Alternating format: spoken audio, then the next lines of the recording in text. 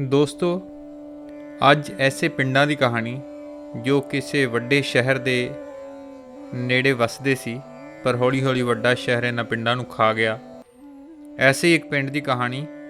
ਉੱਥੋਂ ਦਾ ਇੱਕ ਰੁੱਖ ਪਿੱਪਲ, ਉਸ ਪਿੱਪਲ ਦੀ ਜ਼ੁਬਾਨੀ। ਕਵਿਤਾ ਦਾ ਸ਼ੀਰਸ਼ਕ ਹੈ ਮੈਂ ਪਿੱਪਲ ਦਾ ਰੁੱਖ। ਮੈਂ ਪਿੱਪਲ ਦਾ ਰੁੱਖ ਪਿੰਡ ਤੋਂ ਬਾਹਰਲੇ ਪਾਸੇ ਦੁਰਾਹੇ 'ਤੇ ਖੜਾ ਸੀ। ਉੱਥੋਂ ਇੱਕ ਰਾਹ ਪਿੰਡ ਦੇ ਜਠੇਰਿਆਂ ਦੀ ਬਣੀ ਜਗ੍ਹਾ ਵੱਲ ਤੇ ਦੂਜਾ 5-6 ਕੋਹ ਦੂਰ ਸ਼ਹਿਰ ਵੱਲ ਜਾਂਦਾ ਸੀ। ਮੈਂ ਉੱਥੇ ਖੜੇ ਖੜੇ ਟਾਂਗਿਆਂ ਤੋਂ ਆਟੋ ਤੱਕ ਤੇ ਸਾਈਕਲ ਤੋਂ ਮੋਟਰ ਤੱਕ ਦਾ ਸਫ਼ਰ ਆਪਣੀ ਅੱਖੀਂ ਤੱਕਿਆ ਹੈ। ਪਿੰਡ ਦੇ ਜ਼ਿਆਦਾਤਰ ਮੁੰਡੇ ਆਪਣੀ ਮਾਂ ਦੇ ਇਸ ਡਰਾਵੇ ਦੇ ਬਾਵਜੂਦ ਕਿ ਦੁਪਹਿਰ ਨੂੰ ਪਿੱਪਲ 'ਤੇ ਭੂਤ ਹੁੰਦੇ ਨੇ, ਸ਼ਿਕਰ ਦੁਪਹਿਰੇ ਮੇਰੀ ਟਾਹਣੀਆਂ 'ਤੇ ਲਮਕਦੇ, ਇੱਕ ਡੰਡਾ ਜਿਹਾ ਸੁੱਟ ਕੇ ਭੱਜ ਭੱਜ ਟਾਹਣਾਂ 'ਤੇ ਚੜ੍ਹਦੇ, ਇੱਕ ਦੂਜੇ ਪਿੱਛੇ ਭੱਜਦੇ ਮੇਰੇ ਸਾਹਮਣੇ ਜਵਾਨ ਹੋਏ ਨੇ। ਇਹਨਾਂ ਜਵਾਨ ਹੋਏ ਮੁੰਡਿਆਂ ਦੀਆਂ ਵਹੁਟੀਆਂ ਜਠੇਰਿਆਂ ਦੀ ਜਗ੍ਹਾ 'ਤੇ ਮੱਥਾ ਟੇਕਣ ਜਾਂਦੀਆਂ ਜਾਂ ਮੁੜਦੀਆਂ ਮੇਰੀ ਛਾਵੇਂ ਬੈਠੀਆਂ ਮੈਂ ਰੀਝ ਨਾਲ ਤੱਕੀਆਂ ਨੇ। ਮੇਰੀ ਛਾਵੇਂ ਤਖਤਪੋਸ਼ 'ਤੇ ਬੈਠੇ ਬੁੜਿਆਂ ਨੂੰ ਤਾਸ਼ ਕੁੱਟਦੇ, ਗਾਲਾਂ ਕੱਢਦੇ, ਲੜਦਿਆਂ ਸੁਣਿਆ ਹੈ। ਤੇ ਸੁਣਿਆ ਹੈ ਇਹਨਾਂ ਨੂੰ ਕਿਸੇ ਰਾਹ ਜਾਂਦੀ ਨੂੰ ਤੱਕ ਕੇ ਉਹਦੇ ਜਾਣ ਪਿੱਛੋਂ ਮਸ਼ਕਰੀਆਂ ਕਰਦੇ ਵੀ।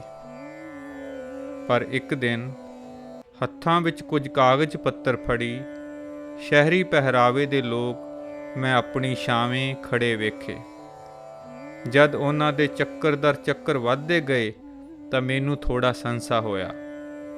ਫਿਰ ਵੇਖਦਿਆਂ ਵੇਖਦਿਆਂ ਮੇਰੇ ਆਲੇ ਦੁਆਲੇ ਦੇ ਛੋਟੇ ਵੱਡੇ ਕਈ ਰੁੱਖ ਰਾਤੋਂ ਰਾਤ ਕਿਤੇ ਚਲੇ ਗਏ ਤੇ ਮੈਂ ਇਕੱਲਾ ਖੜਾ ਆਪਣੇ ਅੰਤਮ ਸਮੇਂ ਦੀ ਉਡੀਕ ਕਰਨ ਲੱਗਾ।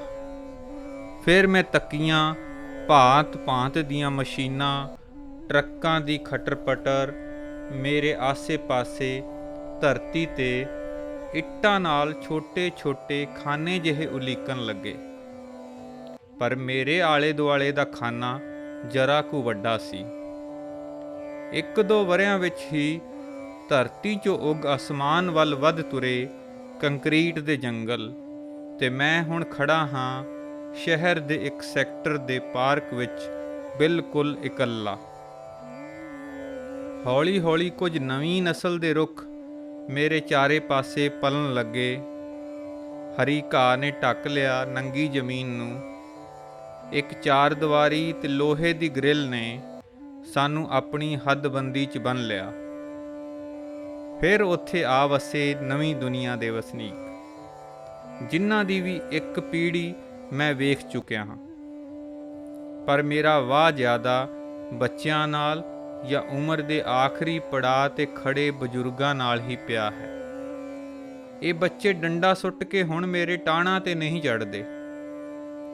ਹੱਥਾਂ ਵਿੱਚ ਕੁਝ ਜਗਦੇ ਬੁਝਦੇ ਡੱਬੇ ਜਿਹੇ ਲਈ ਚੁੱਪ-ਚਾਪ ਘੰਟੇ ਬੱਧੀ ਬਿਨਾਂ ਇਲਤਬਾਜੀ ਬੈਠੇ ਰਹਿੰਦੇ ਨੇ। ਤੇ ਬਜ਼ੁਰਗਾਂ ਦੀ ਗਿਣਤੀ ਮੈਂ ਰੋਜ਼ ਕਰਦਾ, ਕਿਉਂਕਿ ਉਹ ਥੋੜ੍ਹੇ ਸਮੇਂ ਬਾਅਦ ਘਟਦੀ ਰਹਿੰਦੀ ਹੈ। ਵਿਚਲੀ ਉਮਰ ਦੇ ਜ਼ਿਆਦਾਤਰ ਲੋਕ ਮੂੰਹ ਹਨੇਰੇ, ਮੋਢਿਆਂ 'ਤੇ ਬੈਗ ਲਮਕਾਈ ਕਾਰਾਂ ਸਕੂਟਰਾਂ 'ਤੇ ਕਿਧਰੇ ਨਿਕਲ ਜਾਂਦੇ ਨੇ ਤੇ ਵਾਪਸ ਹਨੇਰੇ ਦੇ ਨਾਲ ਘਰਾਂ 'ਚ ਆ ਵੜਦੇ ਨੇ। ਮੈਂ ਆਪਣੀ ਉਚਾਈ ਦੀ ਵਰਤੋਂ ਕਰ ਇਹਨਾਂ ਦੇ ਘਰਾਂ ਵਿੱਚ ਵੀ ਝਾਕਦਾ ਹਾਂ।